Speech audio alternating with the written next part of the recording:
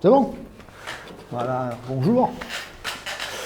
Voilà, moi j'ai été enseignant jusqu'au 1er juillet.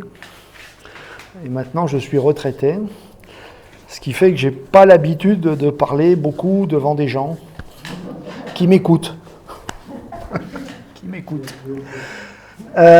L'idée de mon propos, c'est de présenter l'histoire des découvertes, des mesures en astronomie et de le mettre en perspective avec un peu la philosophie, enfin l'épistémologie et l'histoire. Voilà. Donc un petit rappel pour commencer. Concernant des distances de base, concernant la lumière, 1 seconde pour le trajet de la lumière Terre-Lune, environ 8 minutes pour le Soleil, une douzaine de minutes pour Mars, 43 années-lumière pour l'étoile la plus proche, et le rayon de notre galaxie, environ 52 000 années-lumière. Voilà, c'est juste histoire d'avoir un petit repère. On va considérer que la lumière voyage, c'est pas tout à fait exact, à 300 000 km/s. Alors, un petit calcul qui, je trouve, est assez parlant, c'est de ramener la vitesse de la lumière au voyage d'une fusée. Une fusée, ça échappe à l'attraction terrestre au-delà de 30 km/s à peu près. Si on veut parcourir la distance d'une année-lumière, c'est quand même 17 500 ans de voyage. Avec nos engins courants, quoi. Voilà, alors, c'est un ordre d'idées. Hein. Voilà, donc ça, c'était l'entrée en matière. Si je change de diaporama, il n'y a pas de problème. Non, formidable. Voilà. Alors, ça va se dérouler en 2 parties. J'aurais jamais dû... Ah ouais, bah oui, parce que... Voilà. Impeccable, voilà. Ouais, moi, tout est fait pour... Voilà. Alors, les distances en astronomie. 2 petits repères philosophiques. Les hommes sont libres tant qu'ils ignorent les causes qui les déterminent. C'est Spinoza. Et on va voir que c'est quelque chose qui a été fondamental dans l'évolution de la science au fil des siècles. Et la vérité est souvent un mensonge qui a longtemps servi, et en tout cas, elle ne vaut que si elle est partagée du plus grand nombre. C'est Condorcet, c'est la Révolution française. Alors, rassurez-vous, on ne va pas passer notre temps à citer des gens. Quelques petits rappels, le propos on va commencer à parler de Thalès, on est à peu près à moins 620 avant Jésus-Christ. Pythagore, moins 580, Hipparque de Nicée, moins 190, et puis là, un gigantesque trou dans la raquette, et on redémarre avec des choses intéressantes aux alentours de 1400, Léonard de Vinci, 1510, c'est des événements en particulier, hein. Galilée, Kepler et évidemment Tycho Brahe, l'un n'aurait rien fait sans l'autre. Ça, c'est des événements qui vont baliser mon propos tout au long de cette heure. Ensuite, un petit rappel concernant l'univers, c'est de brefs rappels. Hein. L'univers, 14,5 milliards d'années, à peu près, tout le monde n'est pas tout à fait d'accord sur les chiffres, mais on n'en est pas loin. La Terre, 4,5 milliards d'années. Le diamètre de la Terre, 12 700 km, le diamètre de la Lune, 3400 km, vous verrez qu'on aura besoin de s'en rappeler tout à l'heure, et le diamètre du Soleil, 1,4 million de kilomètres. Petit rappel mathématique, 1 million de secondes, c'est environ 4 mois, 1 milliard de secondes, c'est 31 ans. On a souvent, moi le premier, on a souvent tendance à passer de 10 puissance 6 à 10 puissance 9, comme ça assez rapidement, et le ramener à l'échelle du temps, hein, le delta est gigantesque. Alors, la première étape de mon propos, c'est de comprendre comment ça s'est passé au niveau des grandes évolutions de la science concernant les distances en astronomie. On a eu énormément de découvertes qui se sont produites jusqu'au 2e, 3e siècle après Jésus-Christ, et après un énorme vide jusqu'au fin du XIIIe, début XIVe. Alors, le premier axiome qu'il faut avoir en tête, c'est un axiome qui est issu du concile de Nicée, donc c'est à peu près le 5e siècle. Il ne peut y avoir de contradiction puisque c'est Dieu qui a créé le monde, c'est-à-dire que la science ne peut être qu'en accord avec les textes. Ça, c'est la base. L'interprétation littérale prédomine jusqu'à ce que la science soit capable d'avancer de véritables preuves de ce qu'elle affirme. Bien évidemment, ça c'est en relation avec l'astronomie. Les preuves qui seraient attendues sont des preuves qui ne peuvent pas être apportées. Voilà. Et il va falloir attendre le XIIIe siècle pour que Thomas d'Aquin écrive « Foi et savoir rationnel ne sont pas antinomiques ». Donc on a quand même déjà traversé un millénaire à ne pas avancer finalement. Je parle au niveau de l'astronomie. Darwin, les origines des espèces, l'Église bien évidemment, j'ai rien, strictement rien, que ce soit bien clair, contre l'Église catholique, ce sont des faits, s'oppose à la théorie de l'évolution, avec même des gens qui proposent l'excommunication de Darwin. 1990, une bulle papale exprime une repentance, les regrets de l'Église catholique quant à l'héliocentrisme. L'héliocentrisme, on est d'accord, c'est fin 15e. Et pour finir, Jean-Paul II, en 1996, affirme ainsi « L'évolution est plus qu'une hypothèse, plus qu'une hypothèse ». 2 ans plus tard, dans l'encyclique Fides Ratio, il est établi une relation entre la raison et la foi. Donc ça, c'est des choses qui sont extrêmement importantes et qui montrent à quel point on a été bloqué par un certain nombre de choses. Un deuxième élément qui est à prendre en considération, ce sont les supports d'écriture.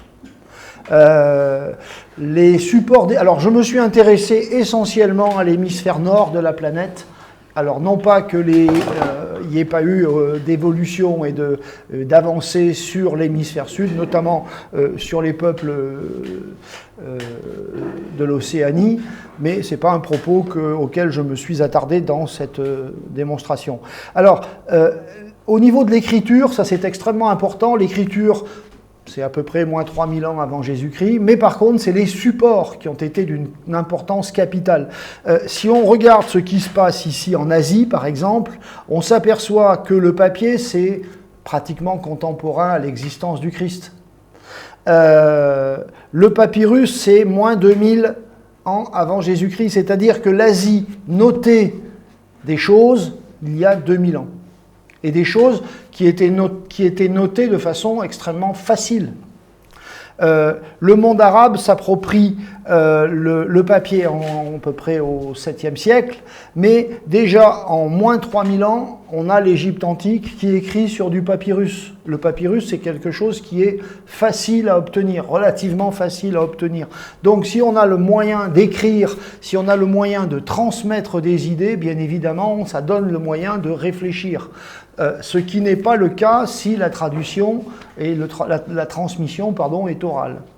En Europe, le papier arrive en 1200 et le parchemin commence en 200 ans avant Jésus-Christ et on a gardé le parchemin pratiquement 10 siècles.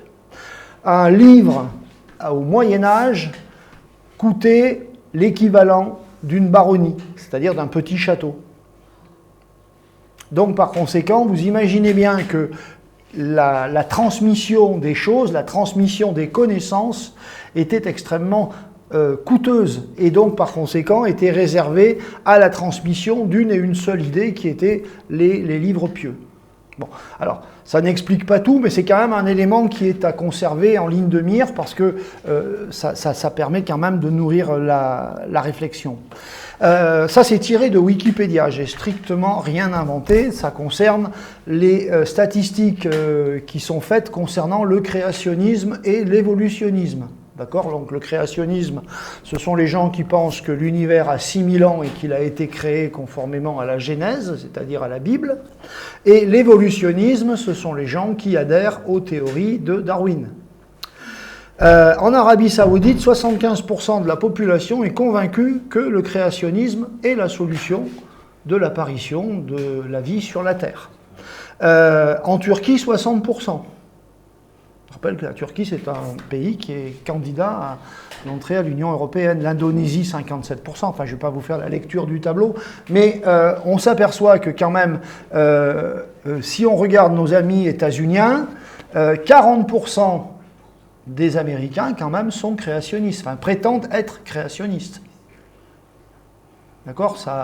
Il y a des États américains qui ont rendu obligatoire la possibilité de transmettre des ouvrages scolaires faisant l'apogée du créationnisme. Vous imaginez que des jeunes qui ont été formés à l'école et à qui on a appris que les dinosaures avaient 6000 ans et qu'avant il n'y avait rien, ça peut poser un certain nombre de problèmes quant à l'acceptation d'un certain nombre de choses par la suite. Alors, une fois qu'on a planté ce premier décor, on va s'intéresser un petit peu à ce qu'on a fait, finalement. Très rapidement, on a été capable de s'apercevoir que la Lune traversait l'ombre de la Terre en à peu près 2 heures, ce qui nous a permis de démontrer que la Lune avait potentiellement un diamètre de 1/3 de la taille de la Terre. Très rapidement, on a su ça. On n'a pas été capable de donner des chiffres en matière de distance. Par contre, on a très rapidement compris que la Terre avait un diamètre correspondant, grosso modo, à 1/3 de celle de la Terre. Je reviens à mes tout premiers slides. Rappelez-vous, je vous avais donné la distance, enfin le diamètre de la Terre. On est 12 000 km à peu près. Avec la Lune, ça collait à peu près, quoi. Voilà. Donc ça, c'est les toutes premières constatations qui ont été faites. On est dans les périodes de 5 siècles avant Jésus-Christ à peu près. Ensuite, rapidement, on a été capable. Alors là, il y a une controverse. Dans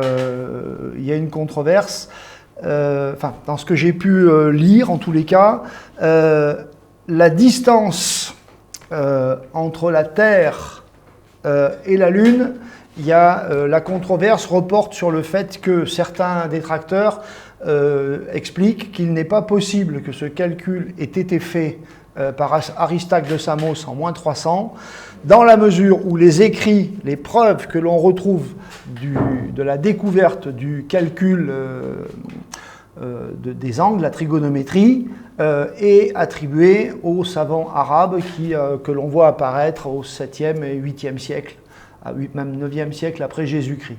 Bon, néanmoins, quand même, on retrouve des éléments qui montrent qu'on avait déjà détecté le fait que l'angle de visée de la Lune représentait à peu près 30 minutes, c'est-à-dire un demi-degré, et en tous les cas, moi j'ai envie quand même de tenir pour à peu près exact cet élément-là, c'est-à-dire que la distance Terre-Lune correspond à peu près à 32 fois le diamètre de la Terre. Si vous faites le rapport, ça colle à peu près, on n'est pas loin des 300 000 km. Voilà. On est quand même 300 ans avant Jésus-Christ, c'est quand même balèze. Par contre, on n'a pas encore une distance. On a des choses qui sont calculées par rapport à un élément qu'on connaît qui est la Terre, mais on n'a aucune idée à l'époque de la taille de la Terre. Que ce soit en mètres, en kilomètres, en coudes, en pieds, en je ne sais pas quoi, on ne sait pas. Une autre étape extrêmement importante, là on est presque à moins 200 avant Jésus-Christ, grosso modo, on s'aperçoit qu'il y a une ville sur la Terre dans laquelle, à un moment donné, au solstice d'été, lorsque le soleil est au plus haut dans le ciel, la lumière du soleil arrive au fond du puits. Donc par conséquent, les rayons du soleil sont perpendiculaires à la tangente à la sphère. Alors ça, c'est extrêmement intéressant parce que ça va permettre le premier calcul chiffré. Donc on a une ville sur laquelle la lumière arrive au fond du puits. On va aller faire une mesure avec un bâton à Alexandrie et on va s'apercevoir qu'au même moment, le même jour, on obtient une ombre ici sur le bâton. et on va pouvoir mesurer la longueur de cette ombre, en fonction bien sûr de la hauteur du bâton. Et on va s'apercevoir que cette ombre, elle représente un angle, ici, que j'ai mentionné en rouge, là je ne sais pas si on le voit bien, d'environ 7,2 degrés. Ça c'est vraiment important, parce que c'est la première fois que l'on va parvenir à faire un calcul, c'est-à-dire qu'on connaît la distance entre les deux villes. La distance entre les deux villes, elle est très connue parce que, alors à l'époque, on mesurait en journée de chameau, quand même, c'est assez amusant de mesurer ça. Par courtoisie, par bienveillance, je l'ai ramené au kilomètre. Donc 360 degrés, qui est le tour d'une sphère, divisé par nos 7,2 degrés, ça veut dire que l'ombre représente un 50e de la Terre. Donc, on a fait un rapide calcul et on s'aperçoit que si on ramène ça au périmètre, eh bien, on va avoir donc un périmètre de 12 539 km, ça colle, et un rayon de 6 069 km, ça colle aussi. C'est la première fois que l'on parvient à obtenir un diamètre de la Terre, donc un rayon, par le calcul. Donc on a une idée de ce qui s'est passé. On est à une époque quasi contemporaine du Christ. Je rappelle, petite parenthèse, ces éléments-là, on ne les a pas sur du parchemin. Ces éléments-là, on les a sur du papyrus.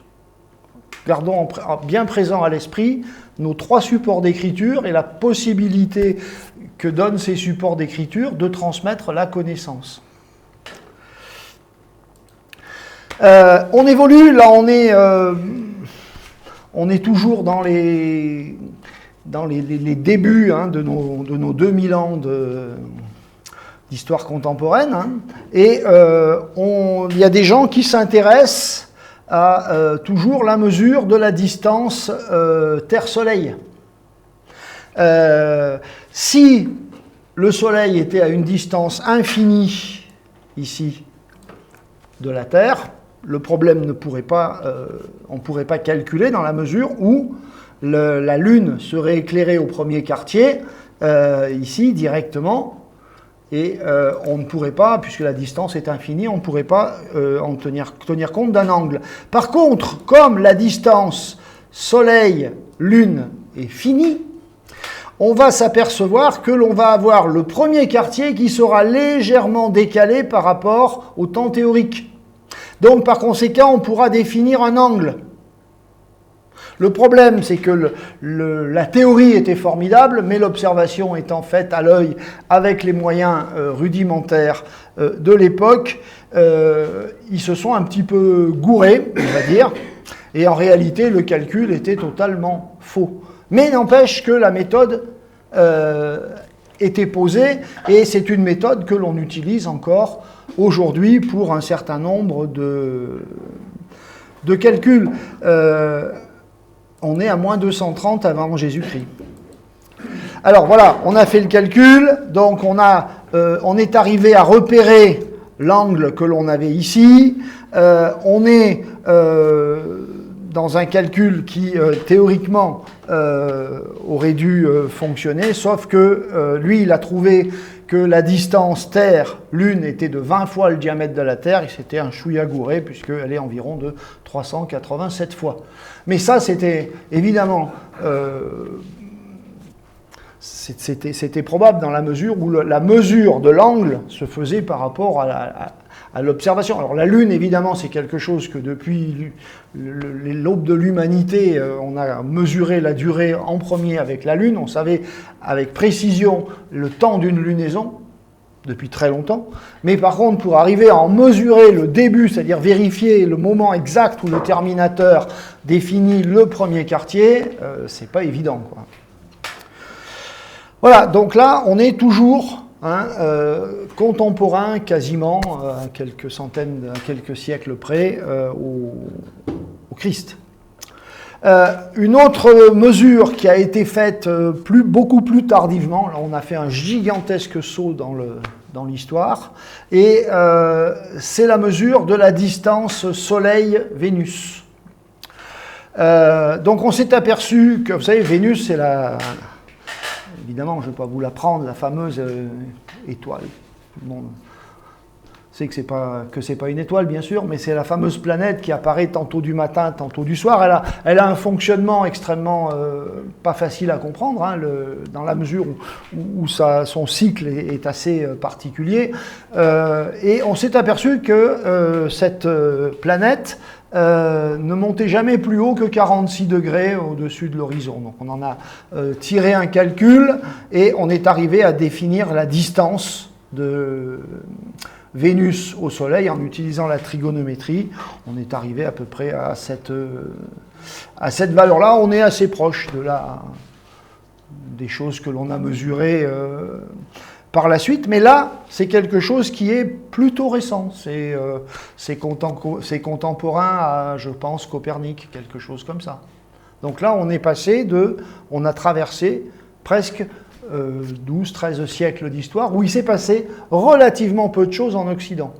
Pendant ce temps-là, je n'en parle pas dans ce propos, mais pendant ce temps-là, par exemple, les Arabes ont considérablement avancé sur la compréhension du système solaire.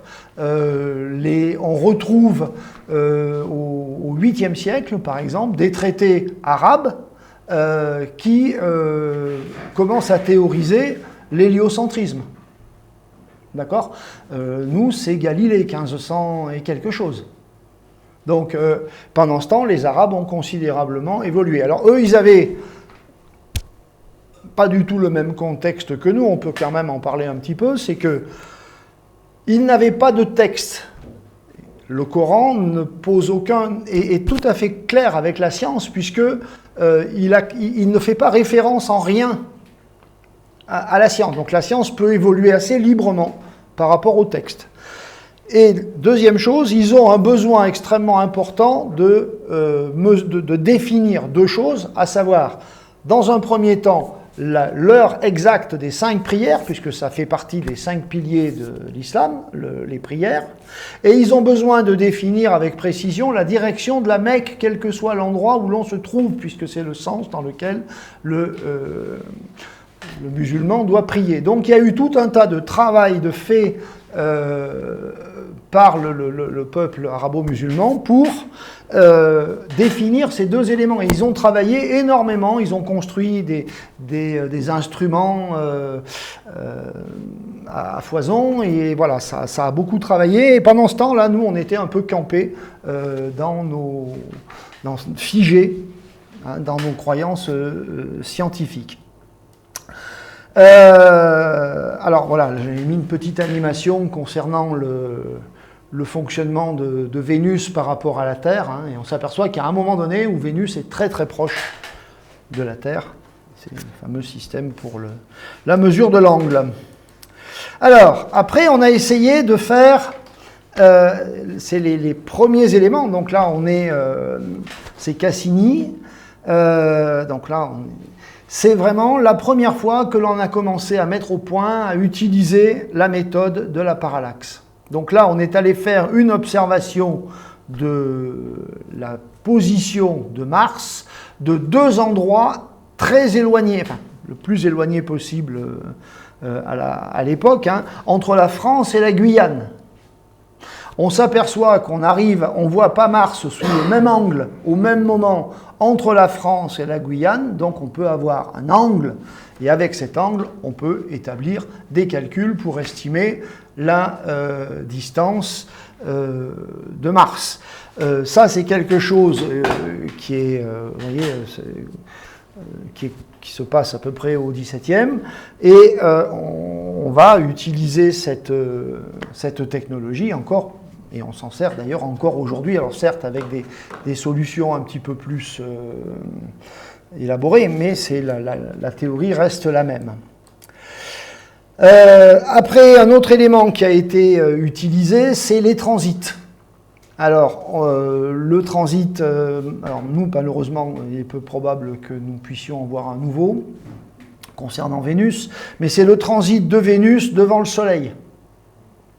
Donc là, ça nous a permis, connaissant le diamètre maintenant du Soleil, ça nous permettait de calculer la distance qui séparait Vénus du Soleil.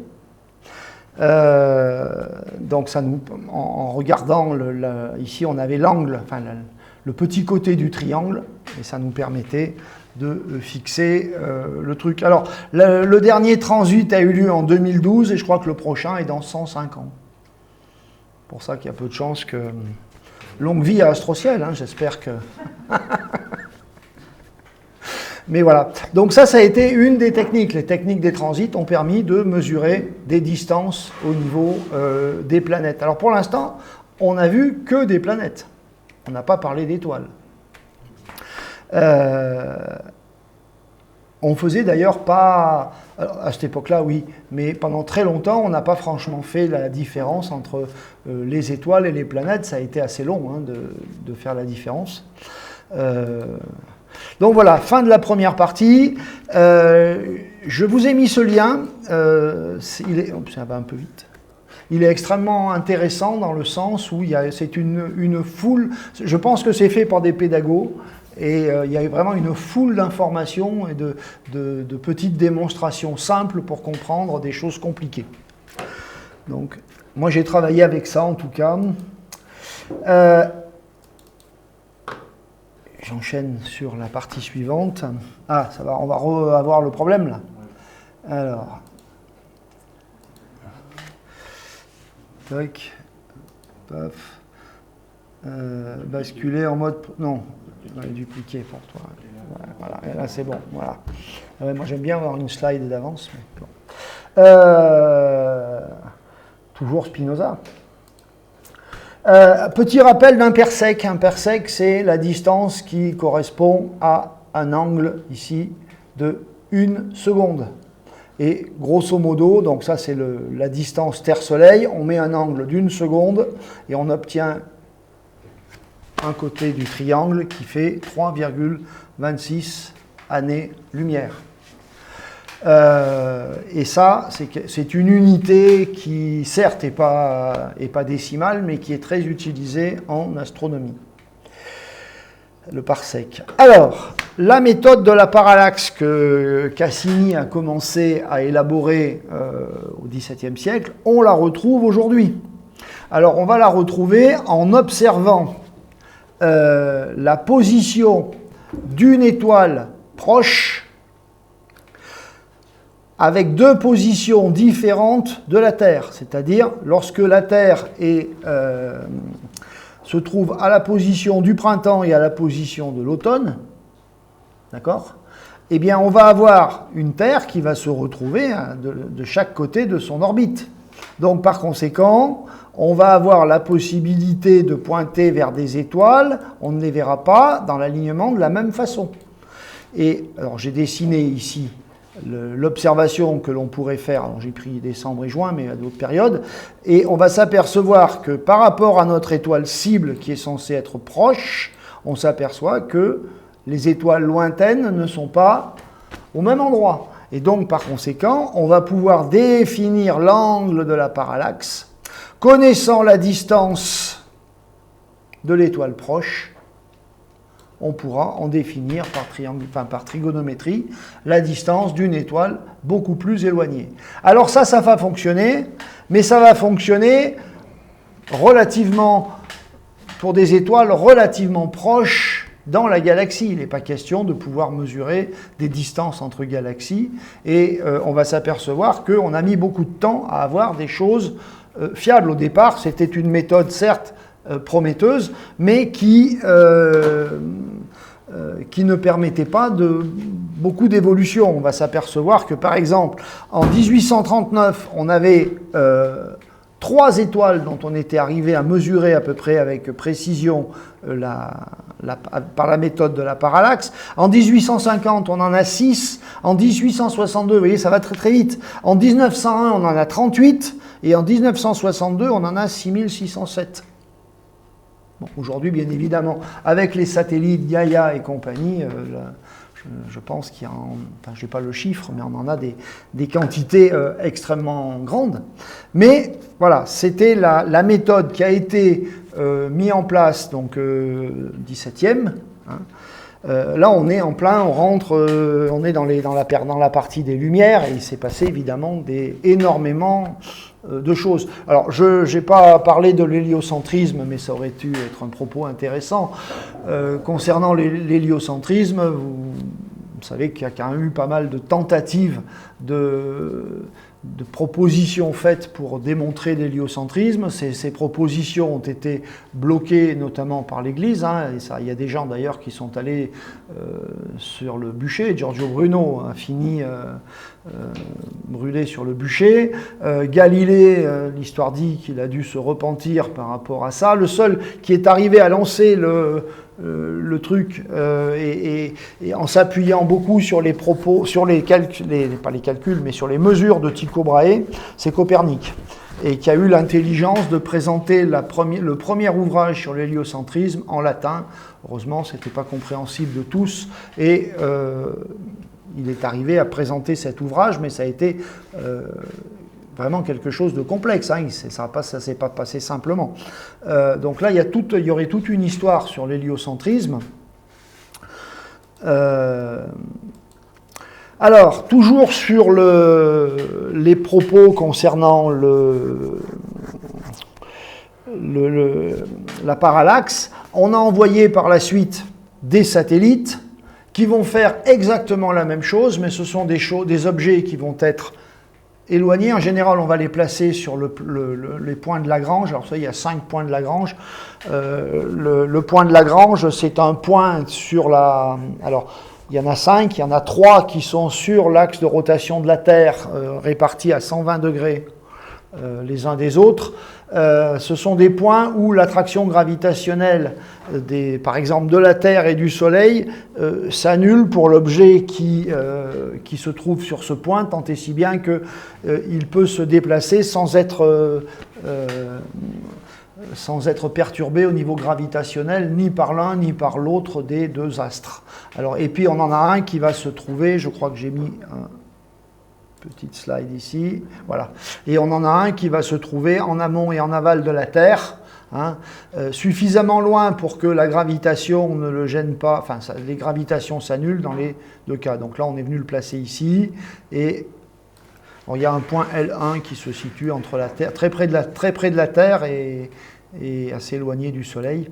Voilà, donc ce satellite, il va avoir des caméras qui vont balayer des angles, des secteurs d'angle, et qui vont pouvoir comme ça faire des images sur des temps donnés. Oh, pardon. Qui vont pouvoir faire des images sur des temps donnés. On va voir les décalages dans le temps de nos étoiles, définir des angles et mesurer des distances par la parallaxe. Et là, évidemment, ça a multiplié la mesure des distances d'étoiles. On a des catalogues complets avec des distances et des valeurs qui sont fiables. Ça, c'est des choses récentes, hein. C'est dans le... Je crois que le dernier, c'est 2013 ou 2014. Voilà. Donc ça, c'est la technique. Un autre élément qui est assez intéressant, c'est les céphéides, ne pas confondre avec les perséides. Alors, les céphéides, j'aime bien cette petite histoire. Arietta Leavitt, je ne sais pas comment on prononce, Leavitt, qui rentre à l'observatoire de Harvard, mais c'est une femme, elle est bénévole, et les femmes n'ont pas accès, elles sont interdites de télescope. On ne sait pas pourquoi, mais c'est comme ça, elles sont interdites de télescope. Donc cette dame qui est quand même passionnée d'astronomie, elle va exploiter les plaques photographiques de l'époque, et elle va dénombrer 2000 étoiles variables, donc des étoiles qui sont toujours à la même place, mais qui ont une luminosité qui varie. Elle observe en particulier le nuage de Magellan, et y découvre un certain nombre d'étoiles pulsantes. Et c'est là où les choses sont extrêmement intéressantes, c'est que ces étoiles sont des étoiles en général géantes jaunes, beaucoup plus massives que le Soleil, et elle va démontrer qu'il existe une relation mathématique entre la magnitude de l'étoile et la distance. C'est tant et si bien que si on va prendre des étoiles proches, on va mesurer leur variation lumineuse et on s'aperçoit que des étoiles plus éloignées vont avoir des variations lumineuses qui vont être en relation. Et donc, par conséquent, on pourra, en repérage, enfin en corrélation avec ces étoiles, ces chandelles standards, on pourra mesurer des distances sur des étoiles beaucoup plus lointaines. Alors voilà un petit peu le principe. Hein. On va avoir une étoile observée ici avec une magnitude par exemple de 13. D'accord ? On connaît la distance de cette étoile standard. On va s'apercevoir ici que, alors cette étoile, elle a une périodicité de 5 jours, donc sa lumière varie sur une période de 5 jours. On s'aperçoit que cette étoile lointaine a la même période, et en fonction de sa magnitude, on va pouvoir extrapoler sa distance. C'est ça le truc de génie. D'accord ? C'est-à-dire que si on a, par exemple, une magnitude qui va augmenter de 1 point tous les 3 parsecs, et bien à ce moment-là, si on a une étoile avec une magnitude apparente de 18, on aura, nous, une magnitude perçue compte tenu de la distance de 13, ben, la différence va nous donner ici la distance de l'autre étoile. Et ça, c'est quelque chose qui a été une révolution dans l'astronomie.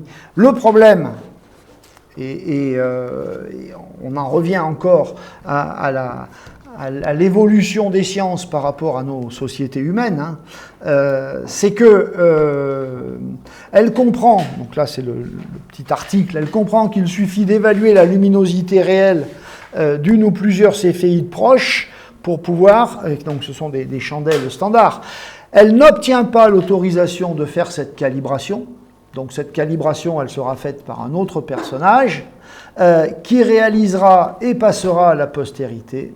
En 1924, Harriet Leavitt est proposée au prix Nobel. Malheureusement, elle est décédée depuis déjà 3 ans d'un cancer. Néanmoins, quand même, elle aura un astéroïde qui sera nommé à son nom. Et il y aura un cratère qui aura, pas déconné non plus, sur la face cachée de la Lune. Non, mais c'est loin de moi l'idée du moindre sexisme, mais c'est pour montrer à quel point on se met des bâtons dans les roues. On s'est privé de savoir. On s'est privé de savoir, on s'est privé de transmission de savoir. D'intelligence, effectivement. Loin de moi l'idée de faire de la politique, un petit peu quand même, mais confère ces derniers événements dans notre pays, c'est extrêmement important d'avoir en ligne de mire la connaissance, la science et ce que la science peut apporter à l'humanité. Alors je sais, Rabelais disait « Science sans conscience n'est que ruine de l'âme », mais quand même. Alors, on arrive sur la dernière partie de nos distances. Pour le moment, on est sur des étoiles dans la galaxie, mais bien évidemment, on va aller au-delà. Donc là, c'est Hubble Lemaitre et Hubble, parce que Hubble a considérablement utilisé les travaux de Lemaitre. C'est le redshift. Donc, le redshift est basé sur l'effet Doppler, on en parlait à la conférence de hier, un son qui s'éloigne de l'oreille de l'observateur, un son constant, à la même fréquence. Un son qui s'éloigne de l'observateur a tendance à diminuer sa fréquence, un son qui se rapproche de l'oreille de l'observateur a tendance à augmenter sa fréquence. C'est la même chose pour les phénomènes lumineux. Donc, un objet lumineux qui s'éloigne de nous, qui a une couleur fixe, aura tendance à avoir une couleur qui va se dégrader vers le rouge, alors qu'un objet, une étoile qui arriverait vers nous, aurait tendance à avoir une couleur qui tire de plus en plus vers le bleu. Donc, on va utiliser ce phénomène. Alors, concernant le son, on le voit très très bien ici. Hein, on s'aperçoit que plus on s'éloigne, vous voyez, à longueur d'onde équivalente, on va se retrouver avec une distance qui va augmenter, alors qu'au contraire, quand l'objet se rapproche, on va avoir au contraire, à longueur d'onde équivalente, une fréquence qui va avoir tendance à augmenter, d'où cet effet.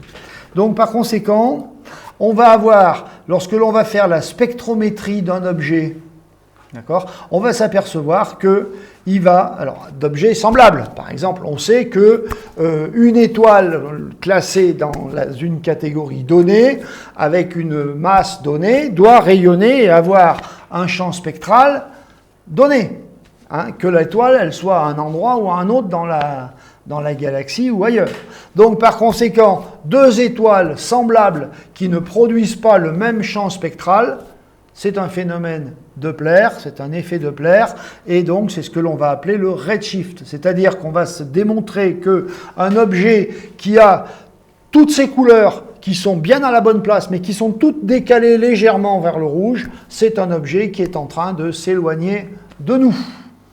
Et donc c'est ce qu'a démontré Hubble, hein, et il a démontré que toutes les galaxies s'éloignaient de l'observateur, pour nous, puisqu'il a fait l'observation, il n'est pas pu aller observer depuis une autre galaxie, mais en tous les cas, depuis notre point d'observation, toutes les galaxies s'éloignent, puisque toutes les galaxies ont une tendance à avoir un champ spectral qui dérive, qui dévie vers le rouge. Et donc, par conséquent, il est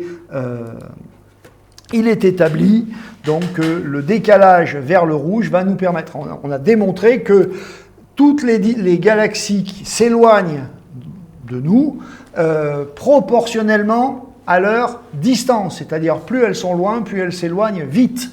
Et par conséquent, c'est de là qu'on a défini la fameuse constante de Hubble, la fameuse constante de Hubble le mètre, hein, il ne faut plus dire Hubble, ça fait déjà quelques temps que ça a été repris, qu'on a rendu à le mètre quand même un certain nombre. Or, le mètre était un ecclésiastique, c'est à prendre en considération. En astronomie, donc la loi de Hubble-Lemaitre énonce que les galaxies s'éloignent les unes des autres à une vitesse approximativement proportionnelle à leur distance. Voilà ce que je laisse en pâture. Donc c'est ça le principe du redshift, et c'est quelque chose que l'on utilise couramment. Sur les galaxies, un petit rappel historique. Je reviens à Arietta et les Céphéides. 1804, le Code civil consacre l'incapacité juridique de la femme mariée. En 1808, les femmes et les filles sont interdites dans les enceintes des lycées. C'est sûr que ça ne favorise pas l'évolution. Hein. La première école normale d'institutrice, 1838. La première femme médecin, 1875. 1938, suppression de l'incapacité juridique des femmes mariées, quand même. Ça serait intéressant de voir d'ailleurs qui est-ce qui était aux manettes à ce moment-là, en 1938. C'était le Front populaire, me semble-t-il. 1919, création du baccalauréat féminin. C'est surprenant, parce que pourquoi il n'y aurait pas un baccalauréat tout court? Accès à l'université aux filles. En 24.